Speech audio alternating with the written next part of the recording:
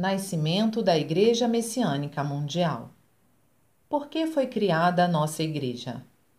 Ao examinarem a cultura moderna, que há milhares de anos a humanidade vem edificando com incansável esforço e dedicação, todos ficam encantados ante o seu aspecto esplendoroso e seu incrível progresso aparente. É desnecessário dizer que os homens da atualidade louvam e tecem os maiores elogios a essa cultura. Entretanto, ao observarmos o outro lado, isto é, o seu conteúdo, deparamo-nos com algo inesperado. Ele é exatamente o contrário da parte exterior. O que se opõe a esta é naturalmente o campo espiritual, em que não se vê nenhum progresso, podendo-se até pensar que os homens da antiguidade eram melhores. No presente, se pesássemos em uma balança o bem e o mal que existem no coração dos seres humanos, veríamos que, infelizmente, o mal tem muito mais peso. A influência maléfica que tal realidade exerce sobre a sociedade humana é muito maior do que poderíamos imaginar.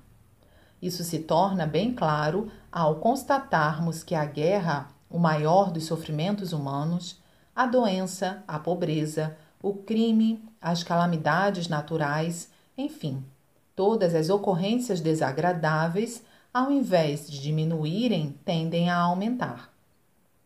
Assim, é estranho que a cultura espiritual não acompanhe o progresso da cultura material e as pessoas não manifestem nenhum questionamento a respeito.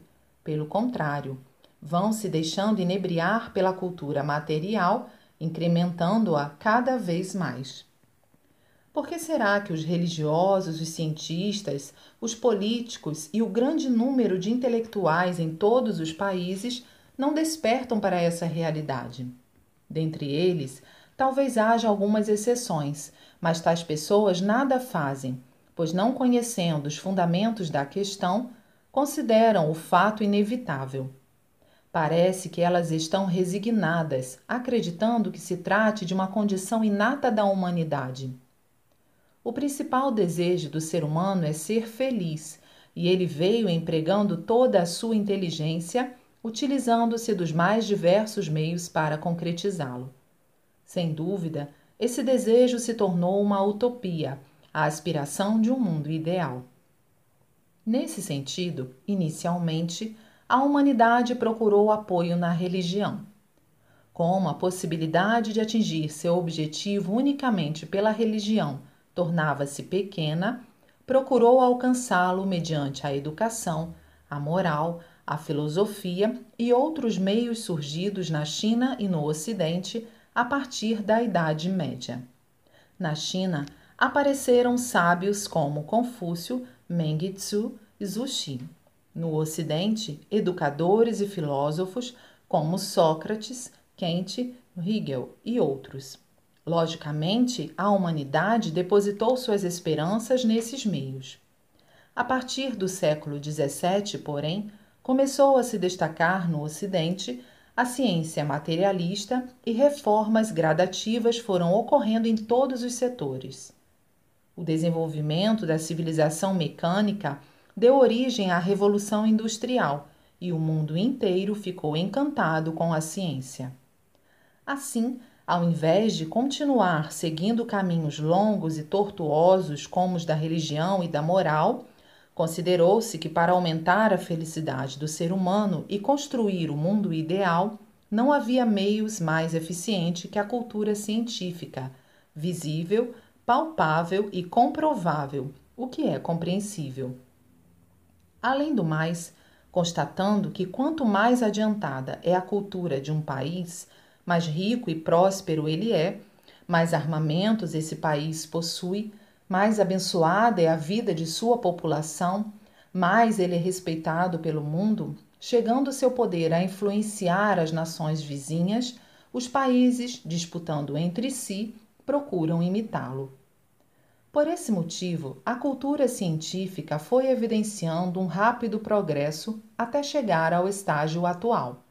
Uma vez que a humanidade se deslumbrou demasiadamente com ela, depositando-lhe excessiva confiança, seu lado espiritual acabou enfraquecendo e seus preceitos morais decaíram. Assim, buscando apenas as coisas visíveis, os seres humanos inconscientemente acabaram por se tornar escravos da ciência. Aqueles que, na verdade, deveriam dominá-la passaram a ser controlados por ela. É o que se percebe atualmente. Por esse motivo, podemos dizer que estamos em um beco sem saída, a um passo da catástrofe mundial e que o futuro da humanidade corre um sério perigo. A felicidade e até o mundo ideal, que eram a aspiração inicial da humanidade, foram esquecidos, não se sabe quando, tendo-se chegado a um momento em que não se vai nem para frente nem para trás. Desse modo, quanto mais a cultura progride, mais o ser humano se distancia da felicidade. É um resultado extremamente irônico. Parece uma gangorra. Quando um dos lados sobe, o outro desce. Falando em termos mais simples, inicialmente tentou-se construir o paraíso terrestre com a cultura espiritual, mas já que sua concretização parecia impossível, apelou-se para a cultura científica. Avançou-se com força total. Não obstante, conforme foi exposto anteriormente, ao invés de se alcançar o paraíso, chegou-se a um estado pior que o do próprio inferno. A iminência da destruição da humanidade com a invenção da bomba atômica. O fato, porém, é que mesmo tendo chegado a uma época tão perigosa como a atual, o ser humano ainda não despertou, continuando a venerar a ciência materialista. Em poucas palavras, ele fracassou recorrendo à cultura espiritual e também à cultura material. Levando em consideração o fato lastimável de que ele ainda não aprendeu a lição, o que deve ser feito? Esta precisa ser a grande tarefa da humanidade: reconhecer os erros cometidos até agora e recomeçar. Ou seja, a solução é formar uma nova e equilibrada cultura, que não pende nem para o espírito nem para a matéria, mas funde e iguala ambas as partes. Somente assim estará concretizado o paraíso terrestre. Por tudo o que vimos até agora, podemos dizer que a época atual é a época da mudança da velha para a nova cultura, a era da grande transição mundial a qual sempre nos referimos. Será que na história da humanidade já foi registrada uma mudança tão grande? Em verdade, é um fato inédito. Como será essa nova cultura que ocupará o lugar da antiga? Incontestavelmente, trata-se de algo que não pode ser compreendido pela inteligência do homem contemporâneo, ainda que em pequena parcela. E quem se encarregará de criá-la? Neste contexto, independentemente de crermos ou não, é imprescindível admitir a existência do ser conhecido como Deus. Por conseguinte, darei explicações a respeito. Embora digamos simplesmente Deus, na verdade existem níveis: superior, médio e inferior, com inúmeras funções. O shintoísmo admite a existência de uma infinidade de deuses. Até hoje, quando se fala em Deus, pensa-se no monoteísmo cristão ou no politeísmo shintoísta. Entretanto, ambas visões são parciais. Na verdade, existe um único e verdadeiro Deus que se subdivide, transformando-se em vários deuses. Por esse motivo, ele é um e muitos ao mesmo tempo. Cheguei a essa conclusão após longos anos de pesquisas sobre o mundo divino. Trata-se de um pensamento que já existia, mas parece que não se conseguiu dar maiores explicações a respeito. Até aquele Deus que veio sendo adorado como supremo está abaixo da segunda classe. Deus está muito além e só veio sendo venerado de longe pela humanidade. Quem é ele então? Não é outro senão o mais elevado dos deuses, ou seja, o Supremo Deus. Aquele a quem os povos se referem como Jeová, Logos, Deus, Tentei, Mukioku, segunda vinda de Cristo, Messias. O objetivo de Deus é a construção do mundo ideal, de perfeita verdade, bem e belo, e para tanto era necessário que todas as condições fossem preenchidas. Ele estava aguardando o tempo certo. Essa hora chegou, é a época atual. Sendo assim, é preciso, antes de mais nada, que a humanidade se conscientize disso e que se processe a revolução espiritual de cada indivíduo. Darei uma prova do que escrevi acima. Nos Estados Unidos, começou a usar-se, ultimamente, a expressão Estado Mundial. Não é preciso nem dizer que esta união representa um mundo ideal e que a civilização material se desenvolveu a ponto de torná-lo possível. Afinal, por mais que se fale em construir o paraíso terrestre, se a cultura for de baixo nível, se os povos e os países estiverem isolados uns dos outros e os meios de transporte forem deficientes, o mundo não terá transparência e não se conseguirá alcançar uma coesão do pensamento da humanidade, que é o fundamental. Visto que finalmente chegamos à época da criação da nova cultura, é preciso conhecer de antemão como se caracteriza a magnífica concepção desta nova cultura. Para tal, Deus se utiliza de um ser humano como seu instrumento e, naturalmente, realiza sua grandiosa obra. Considerando que a pessoa escolhida sou eu, não é nada difícil entender a razão pela qual a Igreja Messiânica Mundial foi criada.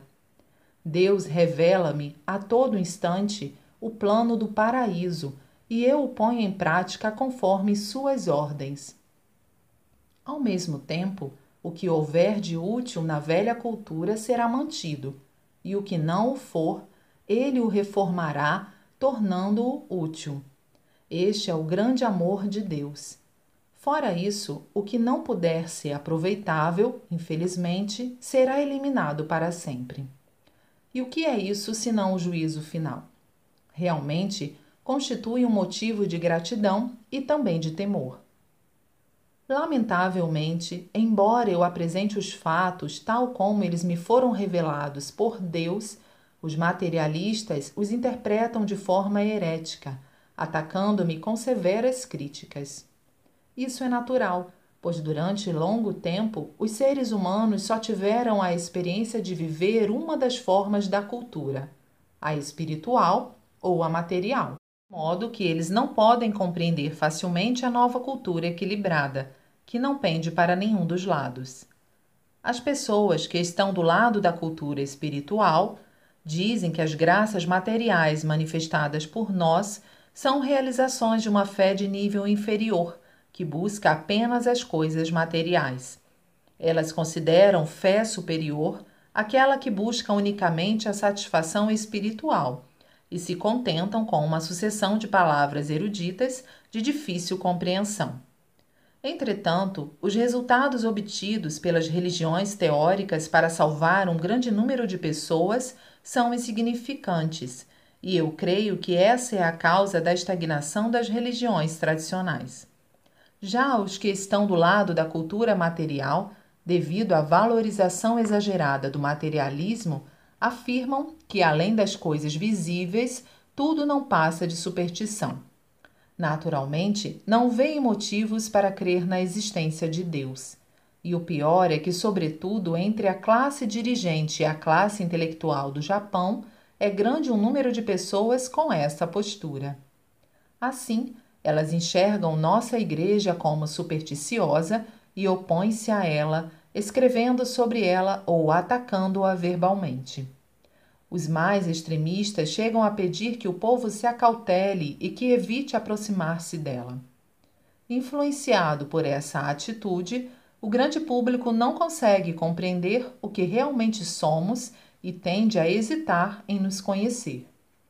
Consequentemente, a maioria dos intelectuais, sem o saber, constitui um obstáculo para a nova cultura.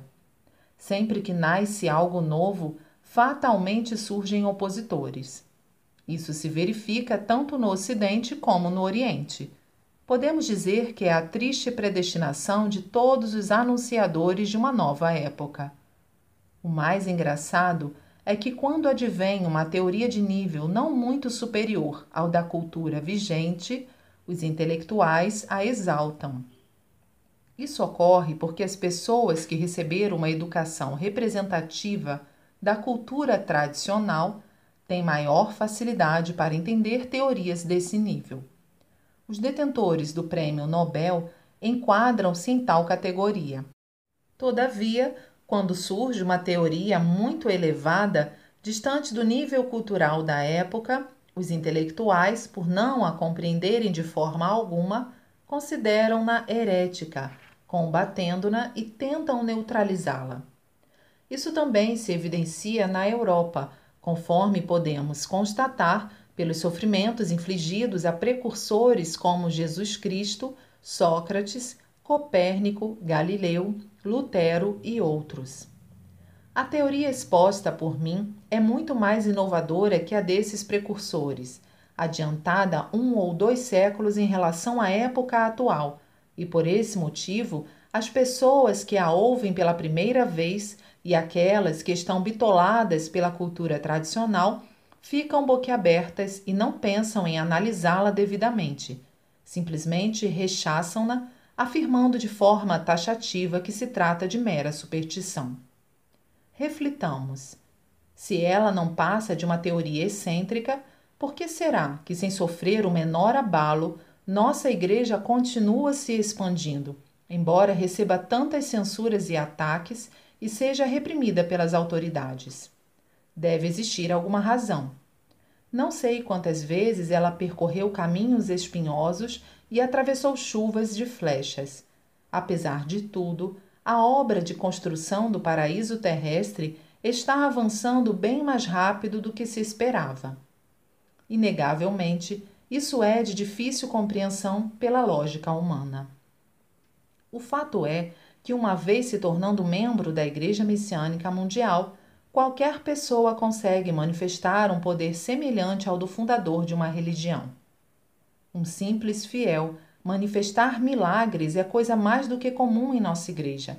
São maravilhosas graças recebidas nesta vida.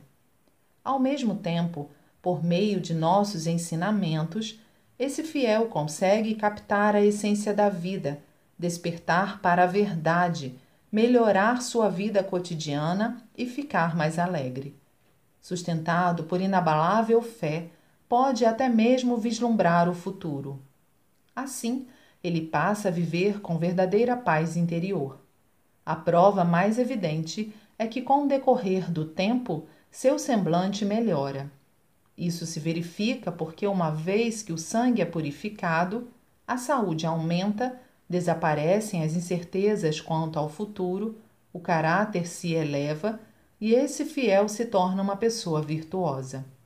Dessa forma, ganha maior confiança de terceiros e por eles é amado e respeitado.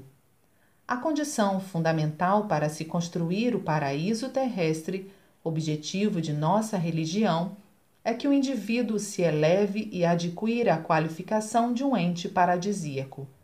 Como o mundo é uma coletividade formada por indivíduos, se o número de pessoas com essa característica aumentar, obviamente surgirá o paraíso terrestre. Extraído de Noções sobre a Igreja Messiânica Mundial, em 20 de novembro de 1950. Luz do Oriente, volume 1.